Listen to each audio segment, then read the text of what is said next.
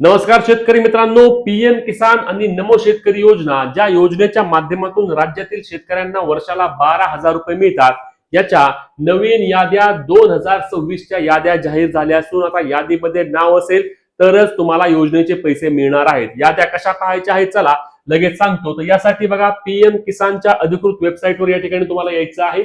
मी आता या ठिकाणी बघा पीएम किसानच्या या तर यासाठी तुम्हाला पीएम किसानच्या वेबसाईटवर यायचं आहे। वेबसाईटवर आल्यानंतर बघा या ठिकाणी तुम्हाला खाली येऊन या ठिकाणी बेनिफिशियरी लिस्ट वरती क्लिक करायचंय। बेनिफिशियरी लिस्टवर क्लिक केल्यानंतर तुमचा जिल्हा, तालुका, गाव निवडायचंय आणि त्या ठिकाणी तुम्ही तुमच्या गावच्या याद्या पाहू शकणार आहात। बघा या ठिकाणी मी लगेच तुम्हाला निवडून दाखवतो।